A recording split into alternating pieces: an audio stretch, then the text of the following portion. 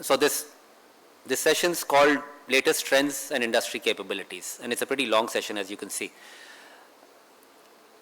What it gets together is the operators, people in uniform, how they think with industry and what industry is doing. You cannot separate technology development from what the operators are thinking and how they perceive events are playing out, and these perceptions differ. So I think we're pretty on the first talk, which is review of UAS operations and contemporary conflicts. We've got somebody right from the field, Wing Commander Nitin Sudhir. What I see good about him being great for the talk is that he's both a Su-30 pilot and a UAV pilot, which marries up a fundamental belief of mine on the Air Force. You cannot separate manned and unmanned aviation. So he's both a manned and an unmanned guy. Why you cannot separate this is, I'll relate to what the chief said earlier. Unmanned aviation is just an extension of aviation. And to that I will add one more big claim, which I make, and I make with great confidence. This is the age of air power. I'm saying that with, and I can back this up, I'm saying this is the age of air power. Just like there was an age of sail, there was an age of steam, or you will say of maritime power, for example, it's the time of air power. Those ages lasted for hundreds of years. We are only 100 years down air power's evolution, and I keep saying you haven't seen anything yet. Air power is still a baby. Unmanned aviation is one more remarkable facet, and you will, and that's why there's so much confusion about it. But when you look at air doctrine, and you see what doctrinal usage of UAS systems, you'll find no real difference. And we'll maybe touch upon that in the end, right? And that also gives us guidelines for development, right? So that's great about the first speaker. And what I look forward to is the graduate school I went to had a motto, from the past to future. So from the patterns of the past and current, hopefully we can extrapolate where the future is going, and I look forward to learning some of that from what our operator from the field is going to talk about. Thereafter, we'll move to technology, and the topic is indigenization landscape of core technologies in drones. So again, if you go back to history, in manned aviation, there has been a monopoly or a oligopoly of core technologies. 5 countries control engines across the world, right? Similar with very, very niche things, you will find there is control. I wonder myself whether the same thing is going to happen with unmanned aviation or not. On one side, you could say everyone's getting unmanned, so it's not happening. On the other side, when I say if you really want to build an unmanned jet, you'll still need that jet engine, and that jet engine technology is still with those 5 countries, right? So, so again, a very interesting and apt topic, core technologies in this field, this particular facet of aviation, right? From a general broad outline of core technologies, we'll segue into a particular core technology of unmanned, which is UAV payloads. So for, yeah, okay, speakers will introduce. I had planned actually to also cover why the speaker is so great for the topic. But I think General Indra Balan, you already heard operational experience, engineer with vast industry experience. He's got a deep tech R&D startup, and multispectral imaging system is at IIT Research Park, which I have visited. It's a fantastic place, great work being done there. And I think that marries up with the next speaker, which is about payloads, and many of those payloads are to do with multispectral systems. So it will be nice again to go from industry to another of a speaker, a very qualified test engineer from the Air Force, who's going to talk about this specific part. But not just payloads, the topic is UAV payloads in the context of persistent surveillance. So persistent surveillance, why is that important? Other people have touched upon it. Okay, one framework to look at warfare and air warfare is John Boyd's OODA loop, observe, orient, decide, act. Most people think OODA loop execution faster is what wins you wars, but Boyd was very clear. He kept talking about orientation. Orientation is key. Orientation is key, right? So persistent surveillance towards better orientation is key. So we'll hear from our speaker there. and thereafter move to what I call the umbilical cord of unmanned systems connectivity. I'm also I'm a manned guy and unmanned guy. So when I was flying these, I was directed, me and my machine were one. We flew as one. We call her she, and we work as a close team. At times I would rather protect I might give up my life to protect the machine's life, take that risk. But with the unmanned, I'm separated. And this connectivity is both, it's enabler to a degree, allows long range operations, but is also its Achilles heel because I'm limited by this connectivity. And as these systems proliferate, for the longer footprints of air power, unfortunately the flat earth theory got discredited and we discovered the earth is round. So you can't see around those corners. Radio waves don't travel. So SATCOM remains the only way right now that you can talk to birds, the man can talk to his birds. So therefore the importance of battle-proven SATCOM solutions for unmanned missions, right? And in the context of I think all three systems is where Shri Arand Dharmapuri is covering it. Sir, I suppose you're from the Navy background? Commander. Right, so which I guess from the biodata, and he's got great experience in this on, as he'll cover about worked with the Navy, worked with companies, and we'd love to hear his perspective on what's happening in this front. I see SATCOM as a big constrictor for future operations. Let's see where the solutions go. People are going for either more connectivity or they're going for working without connectivity, which is in the direction of autonomy. Right.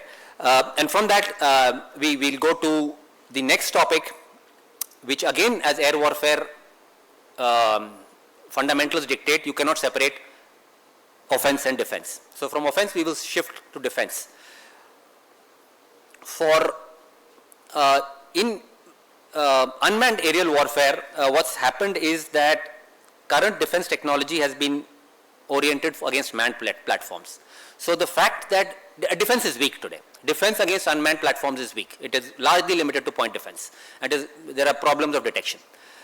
But it was only because manned aviation came up first. And because manned aviation came up first, those machines had to be a particular size to lift at least one human up. And therefore, they had to be big, and therefore, the systems that were designed were to detect big machines. So especially for small machines, it's a big problem. And the first part of stopping any flying machine is to detect it. And that's a big, big problem. And we have a great speaker. He's from Technion. So Technion, as I know, is the IIT of Israel, right? And but unlike our IITs, their integration with defense industry and the armed forces is phenomenally tight. And that is one of the reasons why I think this country has done so well in innovation in the field of aviation. And I count Israel as one of the two real aviation-minded countries of the world, the USA and Israel. That's my personal take, right? So from that, last speaker, we will have on another important facet of unmanned systems, which is navigation. Because GPS was free, everyone went for GPS and then other GNSS systems. But now that's become a problem, it's become denied, it's become spoofed, and that's a problem for most systems. So people are going for alternate systems from inertial navs back to things like celestial navigation or visual navigation. And we'd love to hear about him, about what solutions are coming up with the industry. A very, very important topic from Jivish G. Gurumurthy, who's an expert in this. He's worked on the BrahMos systems on navigation, and I'm sure he'll have great insights for this for an audience, right? So what I heard from the first speaker about operational roles. So what I heard is how were the air forces affected by wars? Their AD systems have been affected, especially static air defense systems have been affected by UAS attacking. So this is called destruction of enemy air defense and air force doctrine. Attacks on Russian air bases, these are offensive counter air attacks as per Air Force doctrine, right? And they work well if aircraft are in the open, and they are useless if aircraft are covered up or dispersed, right?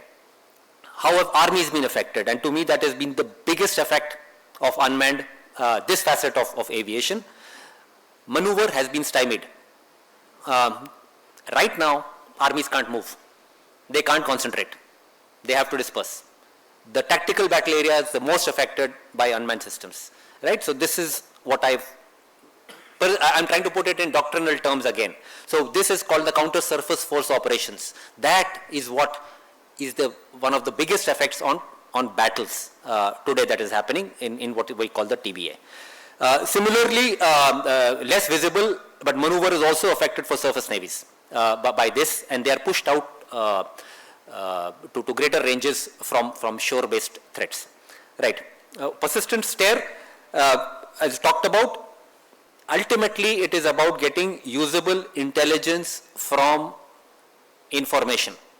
Photos, cameras, videos, drones, manned, doesn't matter which one. Intelligence. So this is called the ISR mission.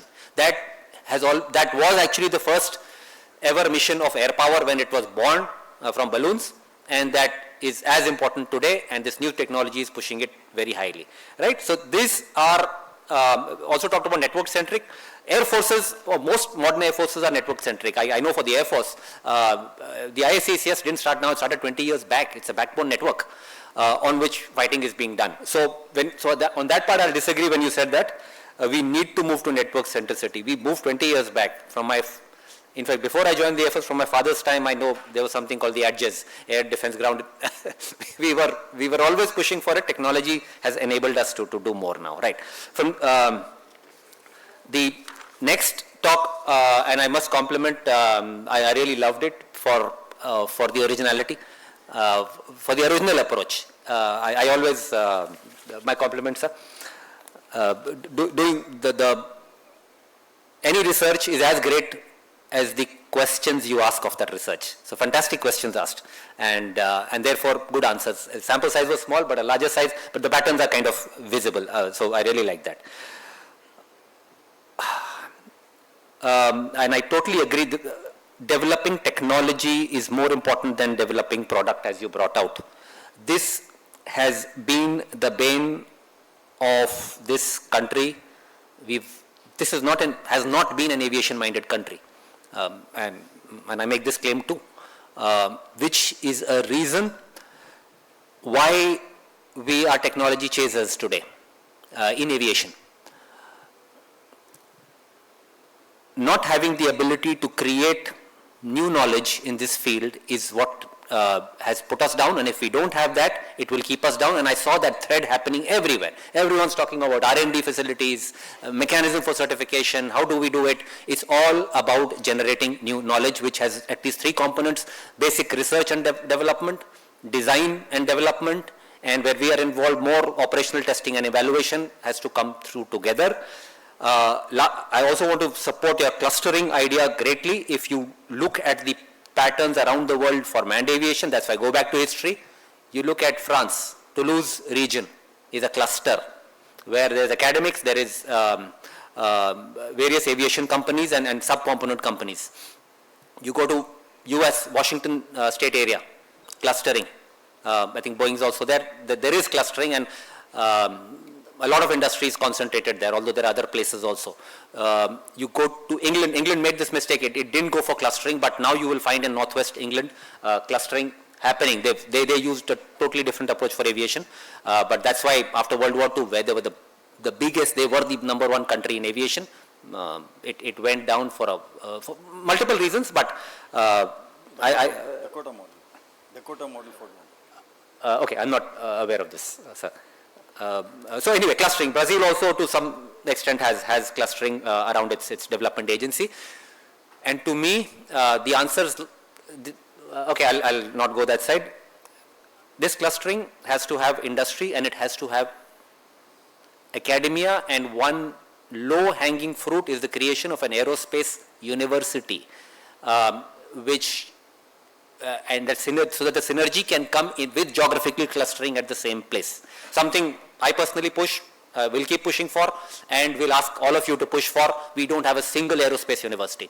But if you put it in the right place, in the right region, it with the testing facilities, academia, testing, and industry can make a virtuous cycle. Right. On satellite communication, I'll also urge the industry, don't look at just the SATCOM part of it. Look at HAPS, high altitude pseudo satellites.